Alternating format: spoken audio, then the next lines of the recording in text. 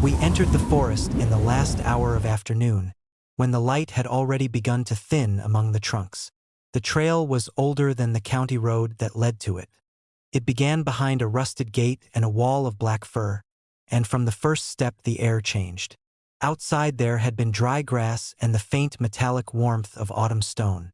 Under the trees there was only damp earth and the smell of roots. Our breath came out pale. The cold did not feel seasonal, felt stored. We had come because Mara's brother had vanished there 6 weeks earlier. The wardens had searched for 4 days. They found his pack hanging from a branch over a creek, straps unbroken, canvas wet with rain. Nothing else. He had known those woods better than any of us. That was what made the silence afterward so difficult to bear. A man could disappear in a city and be swallowed by distance. Here he had been taken by stillness. By the time we passed the gate, none of us said much. There were 4 of us: Mara, Elias, Ruth, and us. The trail narrowed almost immediately. Branches brushed our shoulders with a dry whisper. The trunks stood close together, black with old rain, and every opening between them seemed deeper than it should have been. Half an hour in, we heard the first sound. 3 soft knocks, evenly spaced, as though wood were touching wood. We stopped. The forest stopped with us. "Did you hear that?" Mara asked. We had, but there was something worse than the sound itself. It had not carried through the trees. It had arrived beside us, flat and intimate, as though the air had spoken directly into our ears. Elias said it was a branch. He said it too quickly. We kept walking. The ground descended. Damp leaves gave way to black soil ribbed with roots. Twice we thought we had passed the same split cedar. The second time Ruth touched the bark and found the pale seam she had noticed before, shaped like a crooked mouth. She said nothing. None of us did. The light continued draining away, though by our watches less than an hour had passed. Then Mara gripped our arm. At first we saw only a darker patch among the trunks. Then it resolved into the shape of a person. It was kneeling in the dirt. His back faced us. His shoulders were narrow. Its head was bowed so low the chin seemed pressed to its chest. The arms hung straight down. We could not see the hands. The figure was 20 paces away in a ring of bare ground where nothing grew. For a moment none of us moved. There was no relief in finding another human presence. The stillness around it was too complete. "Mara," Ruth whispered. "That's not him." The figure bent. Not forward, down. Its spine folded inward as though there were no bones in it. The shoulders narrowed. The head lowered until it touched the ground. Then, without sound, the whole body began to sink. The soil took it. Not quickly, not like falling.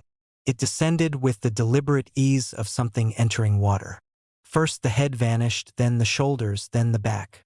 For one impossible second we saw the arms still hanging at either side, fingers too long and too pale. Then they too disappeared, and the clearing was empty. Mara ran first. We followed because leaving her alone there felt worse than fear. The earth where it had knelt was soft and cold. No footprint marked the dirt. No depression. Only a circle of black soil, darker than the rest, smelling faintly of stagnant water. At its center lay 3 small stones. They were arranged in a line. Each was warm. Elias crouched and touched one. He jerked his hand back. Then something moved in the trees behind us. Not footsteps, a shifting of weight, many times over, traveling through the trunks in widening circles. The sound of bark receiving pressure. A slow orbit. We turned but saw only dark verticals and distances that would not settle. For an instant we thought we saw someone standing between 2 firs. Then the shadow blinked. Ruth said we had to leave. We started back the way we had come. Within 10 minutes the trail was gone. We found the creek first, though none of us remembered crossing it. The water slid over stones without reflection. When we followed its bank it bent us deeper among the trees. The air grew colder. The silence thickened until every breath sounded intrusive. Once Elias called out, and the forest returned his voice from the wrong direction. We stopped speaking after that.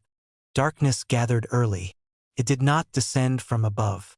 It seemed to seep upward from the roots. Then we heard breathing. Not our own. Something larger, slow and wet and patient, came from ahead, then from our left, then behind us. Mara whispered her brother's name. A voice answered, not from far away, directly beside her. Mara! She cried out and stumbled. We saw nothing there, only a black trunk furred with moss. Yet the voice had been unmistakable, low, hoarse, exhausted. Daniel? She said. Again. Mara. But this time the second syllable dragged too long, unraveling into a thin rasp like bark peeled slowly from wood. Ruth seized her wrist and pulled. We ran. Branches struck our faces. Roots caught our boots. Several times the trees seemed to lean inward, narrowing the spaces between them. The farther we fled, the more the forest rearranged itself. Trunks appeared where there had been none. Gaps opened and closed. Once we saw the clearing again on our right, though we had been running straight downhill. The kneeling place waited there, black and bare. And now there were two figures. Both faced away from us. Both bowed. Elias made a sound we had never heard from him. They moved together, their heads lifted. Not fully. Only enough for us to see the backs of their necks lengthen impossibly, vertebra by vertebra, until the skin drew thin as wet paper. Then both bodies folded downward and sank. The ground beneath our feet shuddered. All around us the forest answered. From every direction came the three soft knocks. Wood on wood. Wood on wood. Wood on wood. It went on until the sound no longer seemed external. We felt it in our ribs. We ran until Ruth fell. Her ankle twisted beneath a root. She hit the ground hard. When we bent to lift her, the soil under our hands was trembling. Then fingers pushed through it. Not from one place, from many. Pale lengths of hand, jointed wrong, easing upward through the leaf mold. They emerged wrist deep, feeling the air. We dragged Ruth back. One hand touched the hem of her coat. The cold of it came through the cloth. She screamed.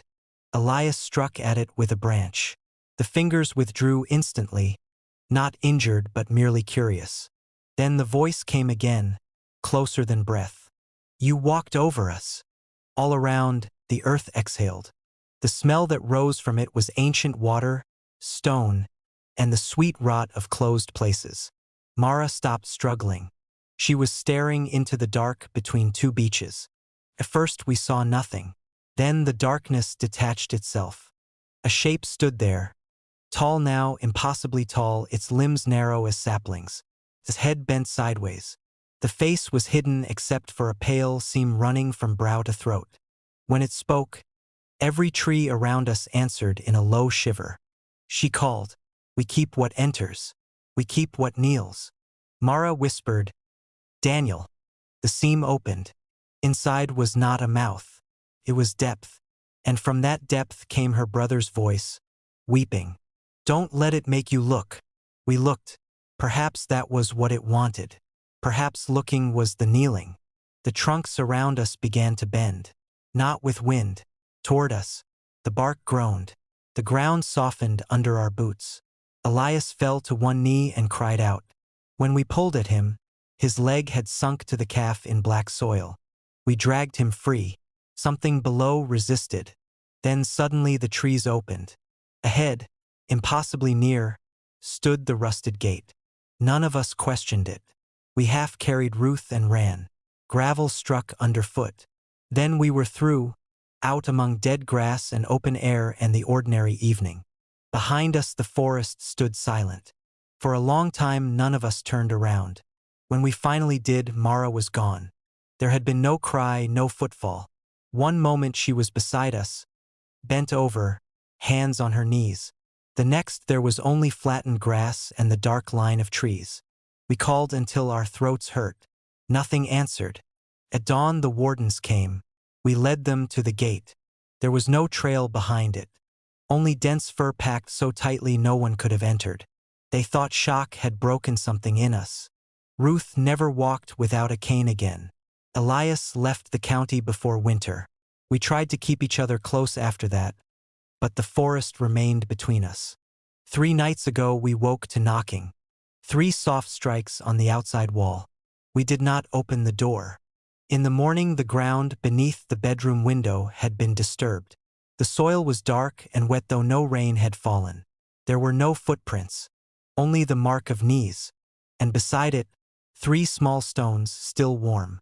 Last night we heard Mara's voice beyond the trees behind the house.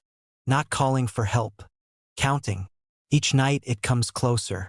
Tonight the dog would not leave the porch. The garden has begun to smell of root water. When the wind moves through the hedge, it does not sound like leaves. It sounds like breath gathering in a throat. We have closed every window. A little while ago there came 3 knocks from underneath the floor.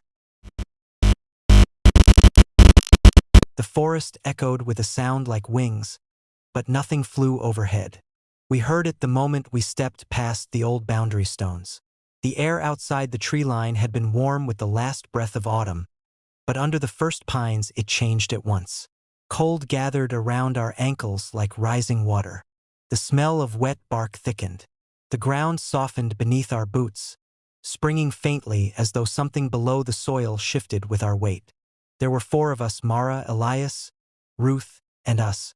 We had come because Mara's cousin had vanished in these woods 3 weeks earlier. The wardens searched for days and found only his jacket folded on a stump, dry despite the rain. No tracks, no blood, no sign of struggle, just the jacket placed as if waiting for someone to claim it.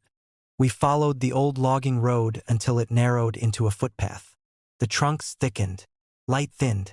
The forest seemed to lean inward, listening. None of us spoke much. Even Elias, who always tried to fill silence, kept his voice low. The wing sound came again. A slow sweep, heavy and deliberate, as though something vast had opened itself above us. The air shifted with it. We looked up, but the strips of sky between the branches were empty. "That wasn't a bird," Ruth whispered. We kept walking. The cold deepened. Our breath began to show. Twice we passed the same fallen cedar with a pale scar running down its bark. The second time, Mara touched it and pulled her hand back sharply. "It's warm," she said. We didn't want to test it ourselves. The trail sloped downward, though we were certain we had been climbing. Shadows thickened at the base of every trunk. The forest floor darkened as though the roots were exhaling night. Then the wing sound came again.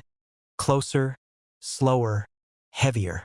The trunks around us answered with a dry inward whisper, like bark tightening. We reached a clearing. No grass grew there. The ground was bare and dark, pressed smooth as wet ash. At its center stood a dead beech, pale and branchless. Around it the earth had been disturbed in wide rings, as though something heavy had circled it for years. "We shouldn't be here," Elias said. But the trail passed straight through, and turning back felt worse. Halfway across, the sound came directly over us. Wings, so near the air touched our faces. Ruth ducked. Elias lifted the lantern. The clearing opened to the sky, empty. Then the sound came again. Not above, below. A slow hollow shudder moved under our boots. The ground loosened. Mara stepped back and her heel sank. At the base of the beech something rose. At first we thought it was a root pulling free. Then it lifted higher.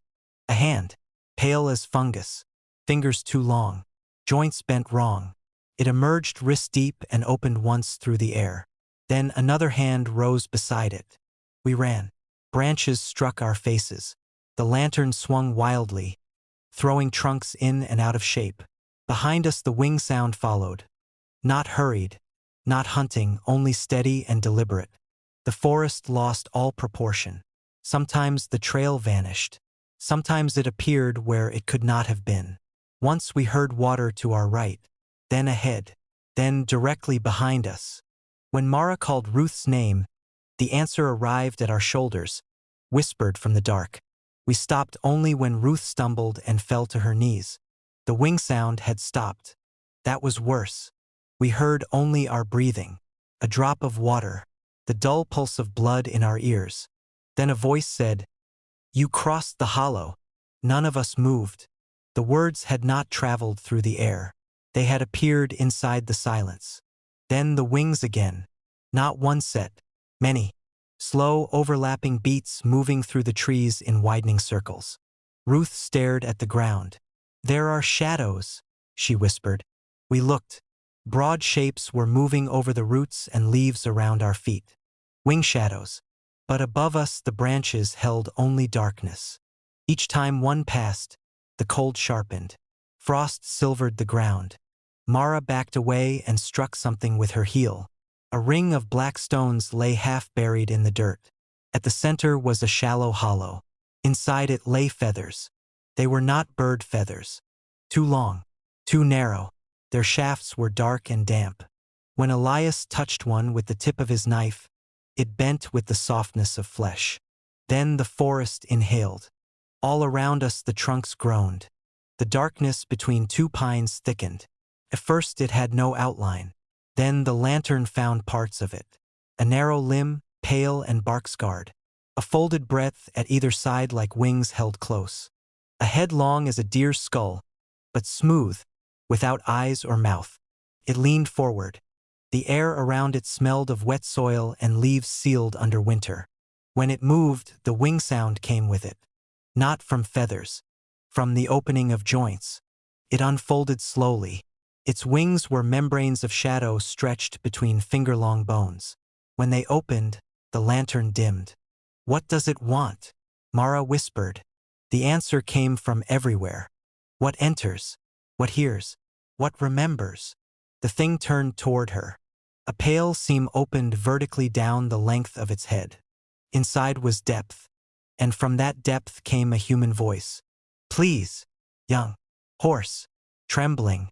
Mara gripped our arms so hard it hurt. "John," she whispered. "One of the missing hunters." The voice came again. "Do not answer." Too late. The trees shuddered. The wing sound exploded around us. Every trunk leaned inward. The ground softened all at once. Elias fell to one knee with a cry. When we pulled him up, black soil clung to his leg. Hands were pushing through the earth. Not one, dozens. Pale wrists, long fingers, blind grasping motions. We dragged him backward. Its shadow passed over us, and in that instant the forest changed. The clearing stood ahead again, though we had not moved. The dead beech waited in the center. Around it knelt shapes, human in size, head bowed, shoulders rising faintly, as though breathing. Then one by one they lifted their faces. There were no faces, only pale seams. The wing sound came from inside their bodies. We ran. This time the forest did not resist. That frightened us more. It opened before us in long straight corridors between trees. The sound followed overhead or beneath us, or inside our ribs. We could no longer tell.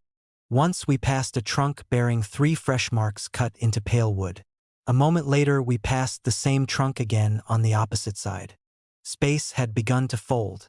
Then ahead, through the trees, we saw lantern light. For one instant hope struck so sharply it hurt. Then we understood. It was our own lantern. We saw ourselves standing among the trunks 30 yards ahead. 4 figures close together, Elias holding the light. We stopped. The other 4 figures stopped too. The same breath, the same movement. Then one of them lifted its head. His face opened. We ran harder. The path dropped steeply. Mud sucked at our boots. Somewhere behind us something large moved between trunks without touching them. Then abruptly the trees broke. We stumbled out onto the old timber road beneath a sky turning gray with dawn. For several moments we could only stand there bent over, shaking. Then Ruth said, "Where is Mara?" She had been beside us. Now there was only empty road. We called until our throats burned. Nothing answered. Then from deep among the trees came one slow passing of wings. At daylight the wardens returned with us. There was no trail, no clearing, no dead beech. The trees stood dense and unbroken. They searched until noon. They found nothing but a ring of black feathers pressed into frost. They said shock had bent memory. Elias left the valley before winter. Ruth stopped sleeping. We tried to stay near one another, but the forest remained between us. 3 months passed. The sound followed, at first only in dreams, then at dusk, then in daylight. A slow, deliberate sweep above the house. Nothing ever visible overhead. Last night Elias returned. He stood at our door after midnight, face gray, boots caked with black soil. His hands shook so badly he could not fasten his coat.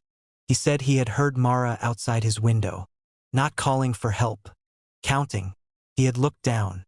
In the frost beneath the sill were marks, not footsteps, the print of knees, and beside them, long shallow grooves in the earth, as though something had folded itself there.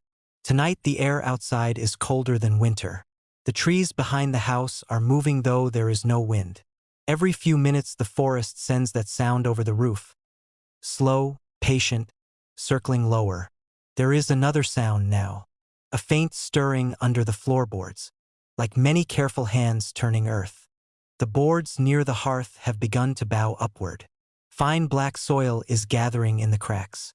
We can hear breath below us, deep and slow, as though the house itself has settled over a chest that is beginning to rise. A moment ago we heard Mara's voice from beneath the house. She said there are 4 places waiting in the hollow. Then the wings passed over us again. This time the ceiling answered.